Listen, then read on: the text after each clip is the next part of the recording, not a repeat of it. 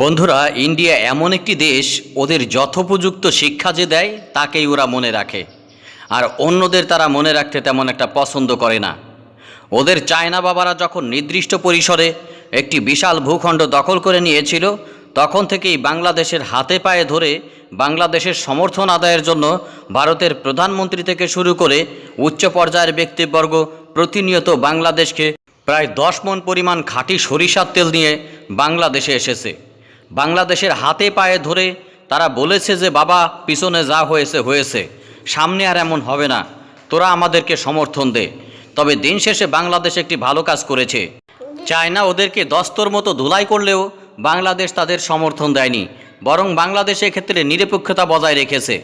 গালওয়ান উপত্যকায় যখন চীনের প্রচণ্ড মার খেয়ে ওদের 24 জন সেনা নিহত হয় এবং 76 জনের মতো আহত হয়, তখন ভারতের পররাষ্ট্রমন্ত্রী জয়শঙ্কর সাহেব চীনের পররাষ্ট্রমন্ত্রীকে ফোন করে দ্রুত এই প্রক্রিয়া বন্ধ করার তাগিদ দেন। বন্ধুরা, মারের পর মার দিলে ওরা হয়তো ঠিক থাকে, ইতিমধ্যেই ভারতের প্রায় 1000 বর্গ কিলোমিটার এরিয়া দখল করে নেয় চীন। তবে 1 বছর ধরে আলোচনার পর চীনের হাতে পায়ে ধরে ডিসএঙ্গেজমেন্ট করতে সমর্থ হয় ভারত। তবে চীন যে সকল এরিয়া দখল করে ফেলেছিল, সেই সকল এরিয়াতে তারা বহাল তবিয়াতে আছে। বরঞ্চ ভারত পূর্বে যে সকল এরিয়াতে টহল দিত, এখন থেকে আর সে সকল এরিয়াতে টহল দিতে পারবে না। বন্ধুরা, আলোচনাটি হয়েছে, তবে চীনের স্বার্থ অক্ষুণ্ণ রেখে। বন্ধুরা, আমি সে ব্যাপারটি অবতারণা করব না। আমি এটা শুধু বললাম আপনাদের কাছে এই জন্য যে ভারত চীন এবং পাকিস্তানের কাছে খুব সুন্দরভাবে, ভালোভাবে, ভদ্র হিসেবে থাকে, কিন্তু বাংলাদেশ ওদের প্রকৃত বন্ধু হিসেবে দাবি করলেও বাংলাদেশের সেই ন্যায্য সম্মানটুকু তারা কখনো দেয়নি। চীনের কাছে চরম ধোলাই খাওয়ার পর ভারতের বোধগম্য হয় যে দক্ষিণ এশিয়ায় তার কোনো বন্ধু নেই, অর্থাৎ একেবারে বন্ধুহীন অবস্থায় ভারত নিজেকে আবিষ্কার করে। তারই পর থেকে একের পর এক বাংলাদেশে ভারতের হাই প্রোফাইল ব্যক্তিগণ ছুটে আসতে থাকে বাংলাদেশের ক্ষতে মলম প্রলেপ করার জন্য। বন্ধুরা, সেই মলম হয়তো প্রলেপ হয়, কিন্তু এমন এমন কথা ভারতের কেন্দ্রীয় নেতা থেকে শুরু করে দায়িত্বশীল পদে অবস্থান করে বাংলাদেশকে উদ্দেশ্য করে বলা হয়, যেটি কখনোই ভারত বাংলাদেশের সম্পর্কের সাথে যায় না।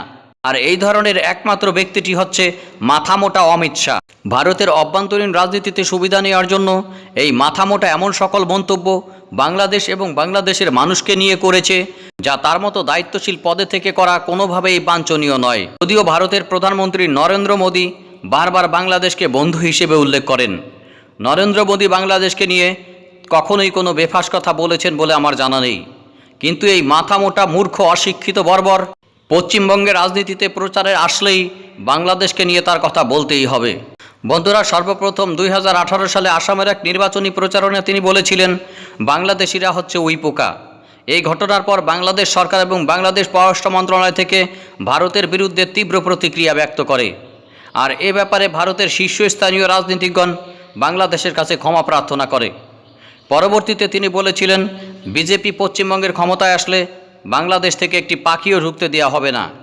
যদিও বাংলাদেশ থেকে নয়, বর্তমানে ভারত থেকেই বাংলাদেশের দিকে অনুপ্রবেশের প্রবণতা বাড়ছে।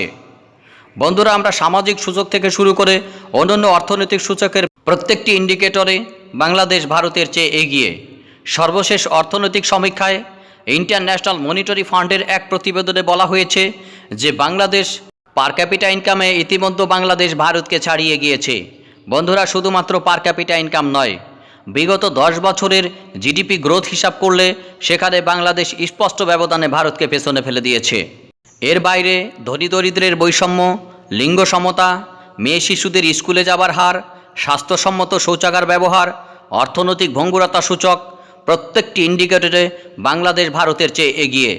বন্ধুরা, বিভিন্ন সামাজিক সূচক যদি আমরা বিশ্লেষণ করি, তাহলে দেখা যাবে সামাজিক সুরক্ষার ক্ষেত্রে বাংলাদেশ সরকার মাথাপিছু যত টাকা খরচ করে, সমগ্র ভারতে ভারত সরকার তার অর্ধেকও খরচ করে না। দেশ হিসেবে সবচেয়ে বেশি দরিদ্র মানুষের বসবাস ভারতে। ভারতে এমন ধরনের মানুষ আছে প্রায় 25 কোটির মতো, যারা দিনে 2 বেলা সঠিকভাবে খেতে পায় না। বন্ধুরা, সাম্প্রতিক সময়ে ভারতের এই মাথামোটা মন্তব্য করেছে যে বাংলাদেশের সীমান্তবর্তী অঞ্চলের মানুষ না খেতে পেয়ে ভারতে প্রবেশ করে। বন্ধুরা, এই গর্ধবটা হয়তো সামাজিক ইন্ডিকেটর বা অন্যান্য বৈশ্বিক সূচকগুলো বোঝে না। সে শুধু অভ্যন্তরীণ রাজনীতিতে সুবিধে নেওয়া ব্যাপারটি অগ্রাধিকার ভিত্তিতে বোঝে। বন্ধুরা, এখানে ছোট্ট একটি বুঝ হয়েছে আমার, যেটি আমি আপনাদের সামনে একটু শেয়ার করতে চাচ্ছি। বন্ধুরা, ভারতের বিজেপি দলটির উত্থান ভারতের আরএসএস বা রাষ্ট্রীয় স্বয়ংসেবক সেবকের একটি রাজনৈতিক শাখা হিসেবে। আর এই রাষ্ট্রীয় স্বয়ংসেবক সেবকের ধর্মীয় মৌলবাদ বা ধর্মীয় উগ্রপন্থার উপরে ভিত্তি করে সামনের দিকে এগিয়ে যায়। এখানে শিক্ষাগত যোগ্যতা কোনো ব্যাপার নয়। যে যত হিন্দুত্ব মৌলবাদী ধারণ করতে পারবে দলে তার অবস্থান তত বড়। তারই ধারাবাহিকতা এখানে নেতৃত্ব বাছাই করা হয়, আর তারাই একসময় বিজেপিতে আমদানি হয়। বন্ধুরা, বাস্তবিক হচ্ছে এখানে শিক্ষা বা অন্যান্য রাজনৈতিক প্রজ্ঞা দেখা হয় না। রাষ্ট্রীয় স্বয়ংসেবক একটি উগ্র হিন্দুত্ববাদী সম্প্রদায় বা গোষ্ঠী। এই গোষ্ঠী থেকে যারা আসে এর অধিকাংশ হচ্ছে মূর্খ এবং অশিক্ষিত। এই মূর্খ অশিক্ষিতগুলো যখন রাষ্ট্রীয় বিভিন্ন বড় গুরুত্বপূর্ণ দায়িত্বে পালন করে তখন তারা ওই ধর্মীয় মৌলবাদী এজেন্ডাটি ঝেড়ে ফেলতে পারে না। তখন তাদের মনে থাকে না তারা একটি রাষ্ট্রের পররাষ্ট্রমন্ত্রী বা স্বরাষ্ট্রমন্ত্রী। বন্ধুরা, এদের আমদানি এভাবেই। তাই এরা পররাষ্ট্রের কূটনৈতিক শিষ্টাচার কাকে বলে এই ব্যাপারটি বোঝে না বা জানে না।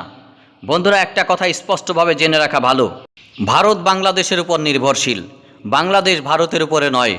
বর্তমান বৈশ্বিক রাজনীতিতে কোনো দেশই একে অপরের উপর পুরোপুরি নির্ভরশীল নয়। সবাই স্বতন্ত্র, আবার কেউই স্বতন্ত্র নয়। একে অপরের সহযোগিতা ছাড়া কেউই এক পায়ে চলতে পারে না। তাই ভারতীয় দাদারা যদি ভেবে থাকে বাংলাদেশ তাদের উপর নির্ভরশীল, এটাই তাদের বড় বোকামি।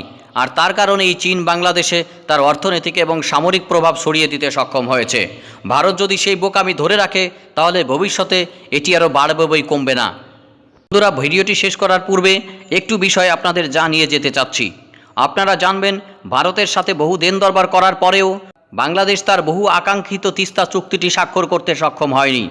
তাই সে সিদ্ধান্ত নিয়েছে চীনের সাথে মিলে তিস্তার পানি ব্যবস্থাপনার জন্য একটি বড় রকমের প্রজেক্ট হাতে নেবে, আর এই প্রজেক্টটি সামনের দিকে এগিয়ে নিয়ে যাবে।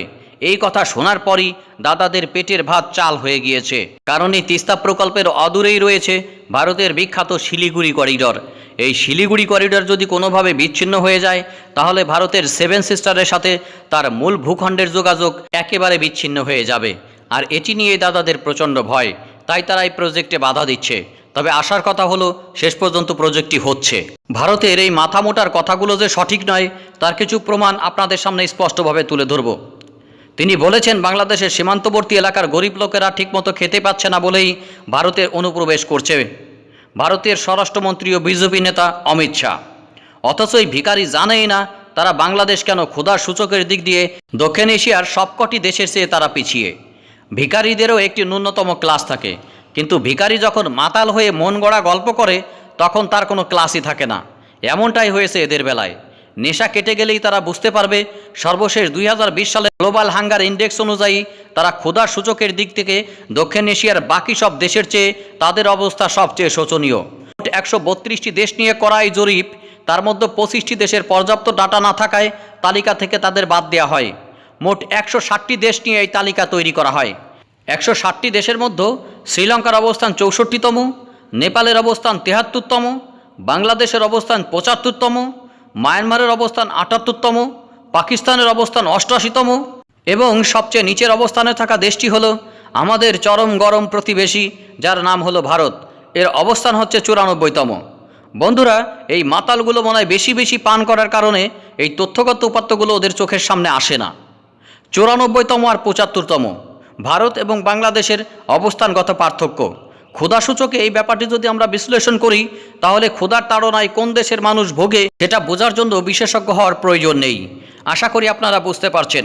বন্ধুরা, এই ব্যাপারে অবশ্যই আপনাদের মতামত আশা করছি।